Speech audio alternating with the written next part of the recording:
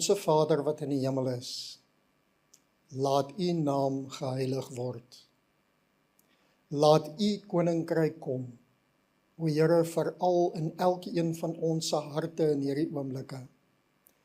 Laat u wil geskied, want ons weet dan sal dinge goed en volmaak en reg verloop. O Here, wees saam met ons in hierdie dag. Wil u asseblief vir ons 'n seën gee? Wil u ons vol met die Heilige Gees? Wil u ons nader aan u trek? O Here, ons vra dat u asseblief sal rig en sal lei, maar ook sal vergewe waar ons tekort skiet. O Here, help ons dat ons in liefde met ons broers en susters mag omgaan, sodat ons nader aan u kan kom en u wil laat geskied. Ons vra dit in Jesus se naam alleen. Amen. Ons gaan vandag 'n bietjie kyk na een van ons pioniers, en haar naam is Dr. Catherine Kate Lindsay. En sy is nie 'n baie bekende karakter nie, maar sy het 'n ongelooflike groot rol gespeel om verpleegkunde binne in die Adventiste kerk om te skep binne in 'n professie met 'n absolute professionele agtergrond. So vinnige tydlyn van haar. Sy is gebore in 1842. Sy is eers opgelei as 'n verpleegster, daarna het sy medies gaan studeer. Sy het gewerk by Battle Creek, dis 'n naam wat julle almal behoort te ken. En sy was verantwoordelik vir die ontstaan van Adventiste, die eerste Adventiste verpleegskool. Haar invloed was internasionaal en sy was onder andere ook in Suid-Afrika gewees. En ongelukkig het ons haar verloor alreeds in 1923. Hoekom en waarom moes verpleeging verander in die tyd toe sy geleef het? In die middel van die 19de eeu was verpleeging ongestruktureerd. Daar was nie enige formele opleiding nie. En as iemand 'n verpleegster wou word, het hulle basies gegaan na iemand wat reeds verpleeg en by hulle geleer en dit dan self voortgedra. So dit was tipe van vakleerlingskap gewees. Op daai stadium verskriklike swak higiëne gewees binne in die hospitale en ook onder die verpleegsters. Daar was ongelooflike hoë sterftesyfers gewees en definitief was daar 'n behoefte dat dinge moes verander. En dit is hier waar Florence Nightingale ingekom het. Nou Florence Nightingale het 'n paar goed geïmplementeer. Onder andere dat verpleegsters behoorlik opgelei moet word. Daar moet rekords gehou word en higiëne is verskriklik belangrik. En Catherine het gehoor van hierdie en saamgestem daarmee en dit nie net geïmplementeer nie, maar dit ook verder gevat. Nightingale, groot naam, ons ken haar as die dame met die lampie. Sy het begin met 3 basiese beginsels. Nommer 1, higiëne. Op daai stadium in die geskiedenis, wat die toestand van sake was, is onder andere met die dokters. Hoe meer bloed hulle op hulle hande en hulle klere gehad het, hoe meer werk het hulle gedoen en hulle het gedink dis 'n manier om die pasiënte te beïndruk dat hulle so hard werk. En natuurlik het hulle met hierdie bebloede hande en klere van een pasiënt na die ander een beweeg, onder andere in operasies. Nou, Nightingale het besluit hier's 'n probleempie en sy het gesê ons moet 'n behoorlike gestruktureerde opleidingsplan in werk sit wat gebaseer is op wetenskap. En Dr. Lindsay het hierdie binne in die Adventiste kerk ingetrek en nie net ingetrek nie, daarop uitgebrei en dit verder gevat. Ietsie baie interessants ten opsigte van Florence Nightingale. Die eerste hospitaal waar sy gedien het, was 'n hospitaal in die Krimoorlog gewees. En toe sy aangekom het by die hospitaal, het sy so 'n bietjie begin statistieke bymekaar maak. En die statistieke het gewys dat 42% van pasiënte wat toegelaat is in daai hospitaal het gesterf. 42%. Die 3 basiese beginsels wat sy ingebring het was, nommer 1 higiëne, rekords, pasiëntgesentreerde sorg, en die ander ding was verskriklik interessant geweest, behoorlike riolering. Net die implementasie van daai paar faktore het die sterftesyfer laat val van 42% na 2% toe. Net met daai paar goed wat sy geïmplementeer het. Maar kom ons kyk bietjie na waaroor ons vandag regtig wil praat. Dr. Lindsay, gebore in 1842, en op die stadium het bitter min vroue toegang gekry tot mediese opleiding, om die waarheid te sê, hulle het beskou dat 'n vrou hoort nie enigstens in medisyne nie, en dit was 'n beroep vir mans gewees, maar sy het volhard met geloof en wetenskap wat die een die ander een ondersteun. So 'n bietjie interessantheid oor haar lewe. Haar ouers het getrou in Glasgow in Skotland, so hulle kom absoluut van Skotse heenkoms af, en die dag nadat haar ouers getrou het, klim hulle op 'n skip en hulle vaar Amerika toe. Catherine is gebore so 'n jaar en 'n bietjie nadat hulle aangekom het in Amerika, en sy was die oudste van 8 kinders gewees. Nou mense, ek dink nie julle besef presies wat omstandighede was nie. Ons het vandag 'n ongelooflike voorreg in die medisyne en die sorg wat beskikbaar is. Sy was die oudste van 8. 3 van haar boeties en sissies is oorlede voor ouderdom 5. Die 4de een het gesterf as 'n tiener. Catherine het op 9 jaar begin met skool toe gaan. En sy was vir 8 jaar in die skool gewees, en daarna het sy aangehou om nog steeds te studeer. Sy het alles gelees wat sy in die hande kon kry. Wat interessant is toe sy nog 'n jong meisie was daar 'n Sewende-dag Adventiste sendeling met die naam van Isaac Sanborn. En Isaac Sanborn het kom lesings gee in die skooltjie waar sy skool gegaan het. En aanvanklik was sy die enigste een wat bygewoon het, later het haar pa begin bywoon, en op die ou einde van die dag is die hele gesin gedoop. So sy het reeds op 'n baie vroeë ouderdom 'n Sewende-dag Adventis geword. Catherine het 'n interessante liefdeslewe gehad. Op 18-jarige ouderdom het sy verloof geraak. En sy het verloof geraak aan 'n meneer Potter. En die meneer Potter was 'n onderwyser gewees. Op die stadium in Amerika het die burgeroorlog uitgebreek. Julle weet van die noorde en die suide en die slawernykwessie en al daai goeters. En haar verloofde het besluit om aan te sluit by die weermag. Hy was nog besig met opleiding 'n paar weke later, toe hy longontsteking kry en sterf. Baie interessant dat Catherine na dit nooit getroud was nie. Nooit getroud was nie. Haar familie het gesê dit het haar vreeslik beïnvloed en dat sy baie teruggetrokke geraak het. Haar mediese opleiding. Sy het uitgedraai om haar mediese opleiding te gebruik om haar verpleging, wat sy eers gedoen het as haar eerste kursus, meer akademies te maak en daarop uit te brei. Sy het gewys dat wetenskap ongelooflik is vir verpleegsters om te verstaan wat besig is om aan te gaan en hoe hulle na pasiënte moet kyk. Sy was 25 jaar oud, toe gaan sy na die Western Health Reform Institute. Dit is die voorganger van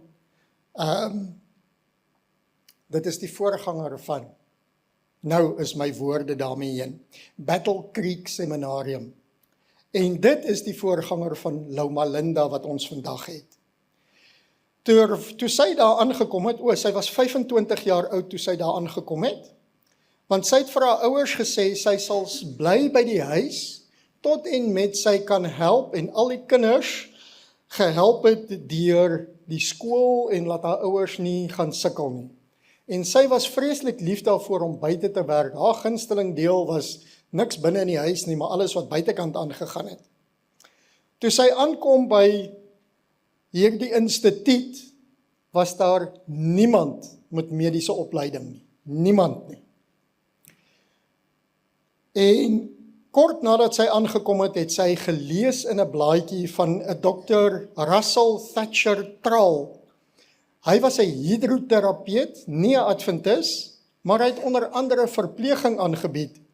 En sy het besluit om by hom te gaan studeer en na 2 jaar het sy gekwalifiseer as 'n verpleegster.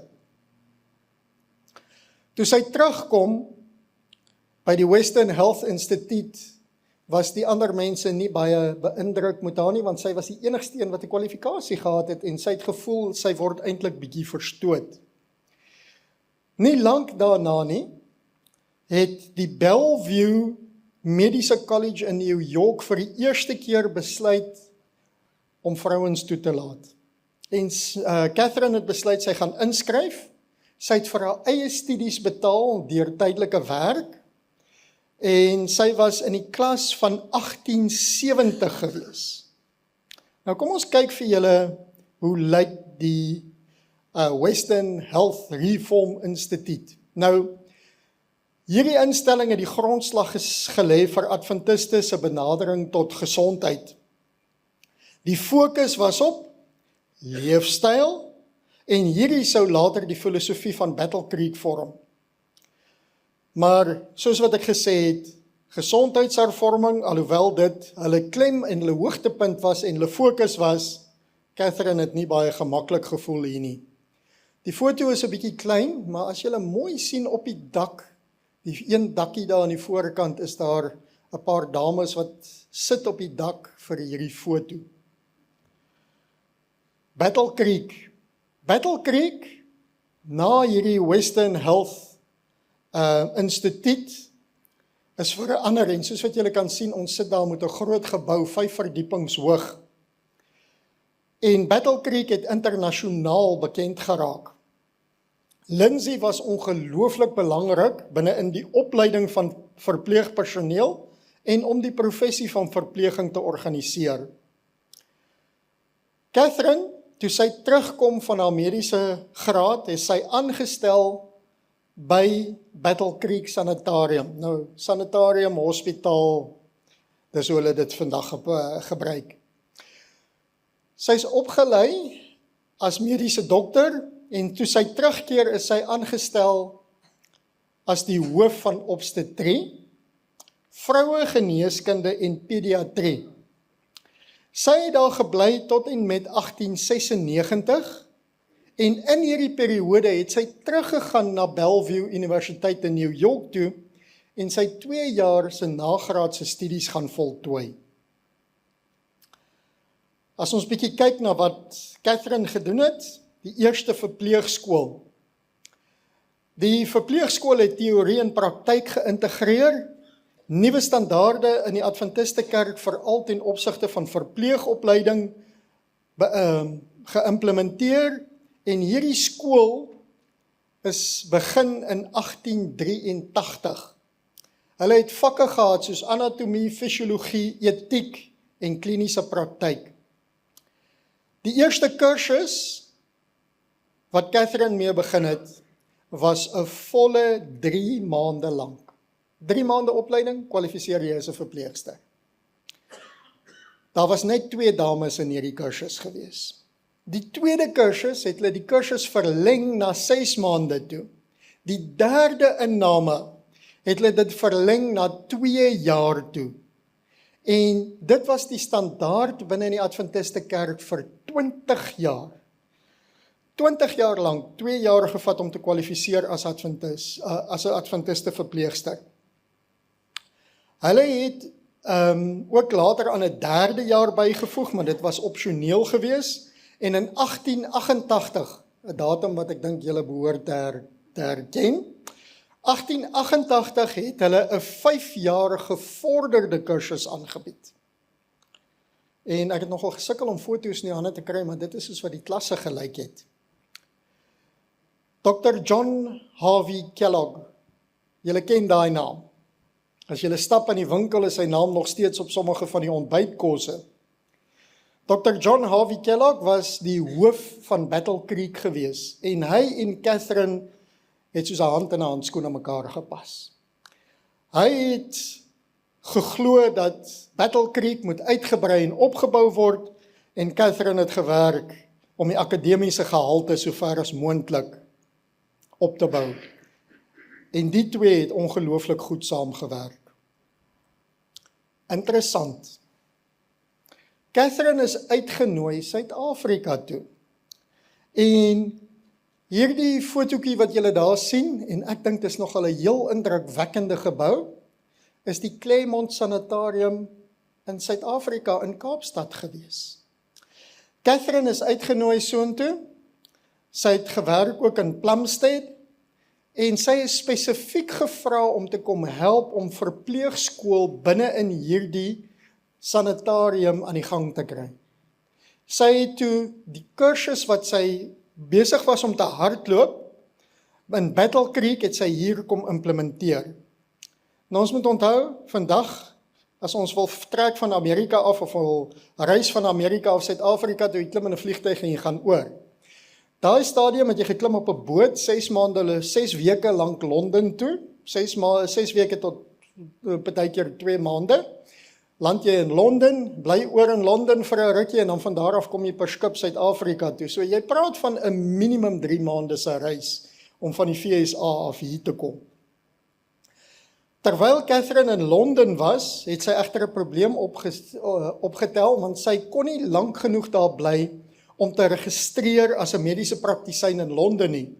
En die wetgewing op daai stadium in Suid-Afrika was so dat as jy nie in Londen geregistreer is as mediese praktisyn nie, mag jy nie in Suid-Afrika gepraktiseer het nie.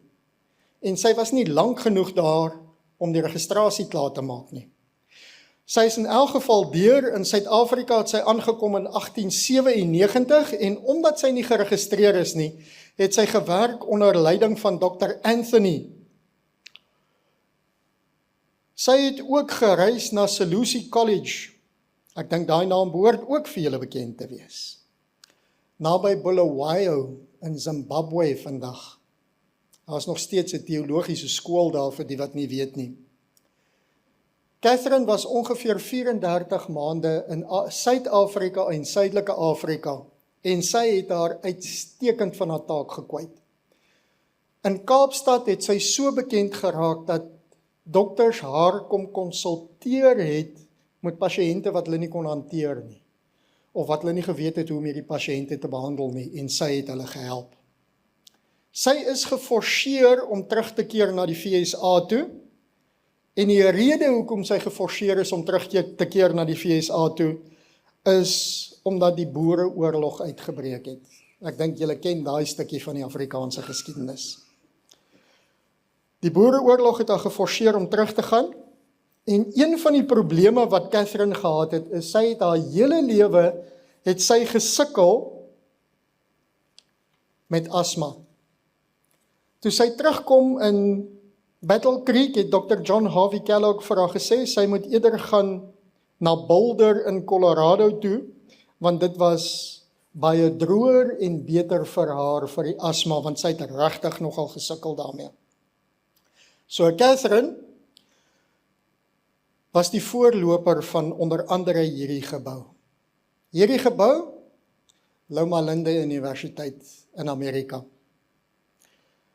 Hulle is vandag bekend vir wetenskaplike uitnemendheid, Christelike deernis en professionele diens. En dit was Dr. Catherine se nalatenskap wat moderne verpleging en professionele bevoegdheid saam met genade en sorg geïmplementeer het. In 1905 het sy 'n eed geskryf wat vir baie jare gebruik is in die opleiding van verpleegsters.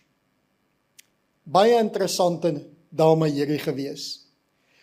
Haar invloed word tot vandag toe nog gevolg.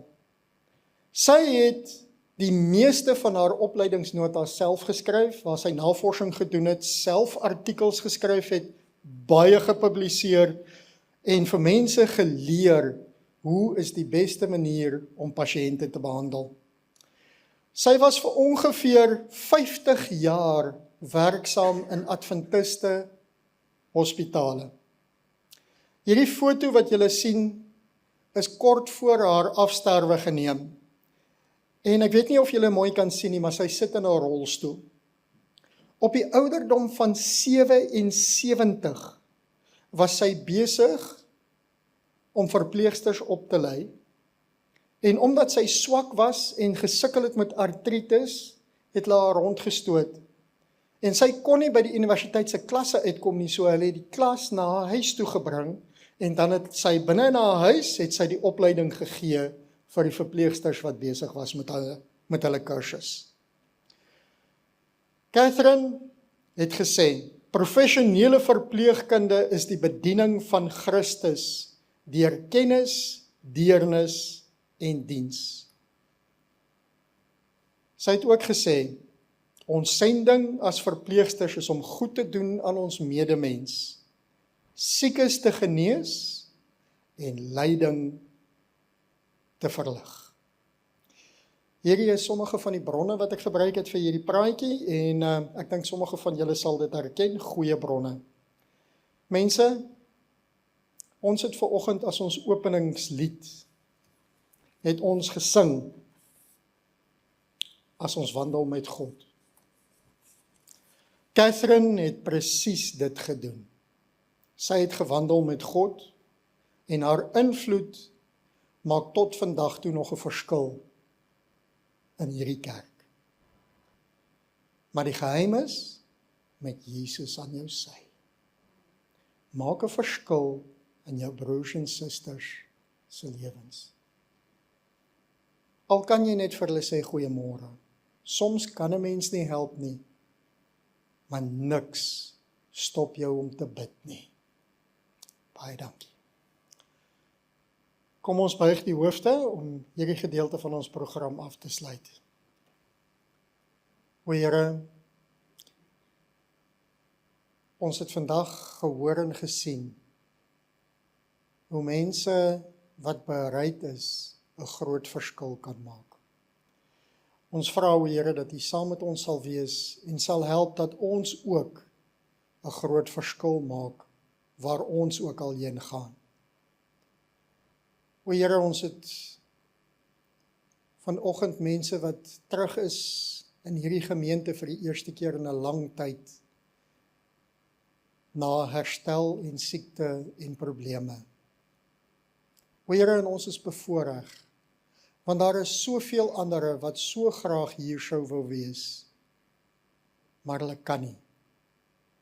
Wil U asseblief aanraak? Wil U asseblief genees? Wil U asseblief U Gees uitstuur om daar ook lewens te verander? Ons vra dit in Jesus se naam alleen. O Here, dankie ook vir die voorreg wat ons gehad het om te kan dankie sê en dat ons ietsie kon terugbring. Wil U asseblief die offergawe vermeerder? Wil U dit asseblief aanwend tot opbouing en uitbreiding van U gemeente en U kerk? Ons vra dit in Jesus se naam alleen. Amen.